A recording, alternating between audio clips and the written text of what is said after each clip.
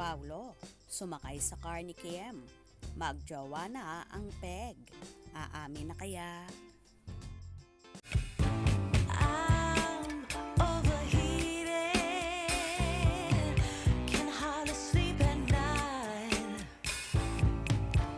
doing crazy dreaming.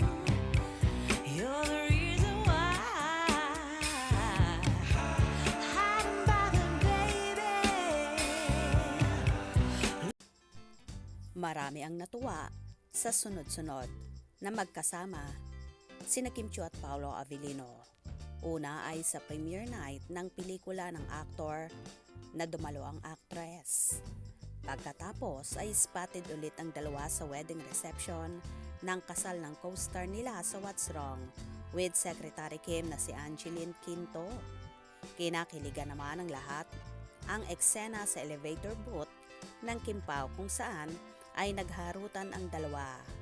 Biro man ito ay sobrang napasaya nila ang kanilang mga tagahanga. Hindi lang yan, ayon sa Marisol Academy tonight. Pagkatapos pala sa reception ay sabay na umuwi sina Paulo at Kim.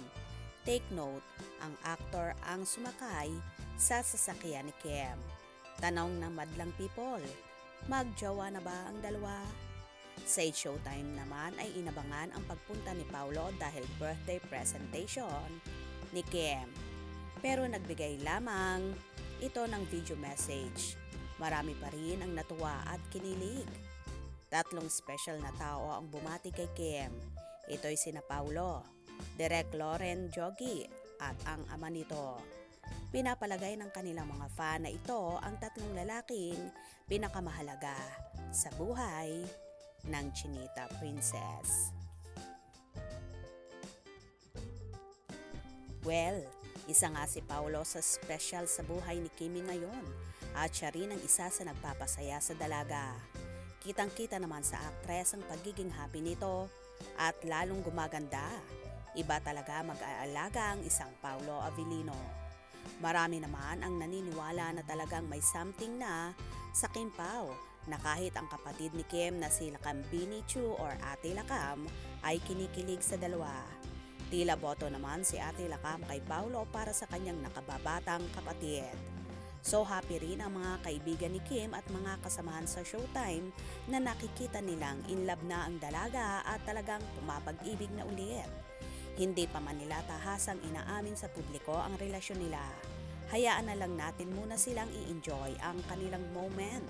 Dahil soon aamin din ang mga yan sa tamang panahon.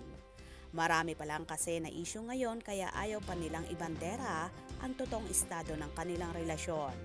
Ang mahalaga at importante sa lahat ngayon ay happy ang multimedia idol na si Kim at ganun din si Paulo.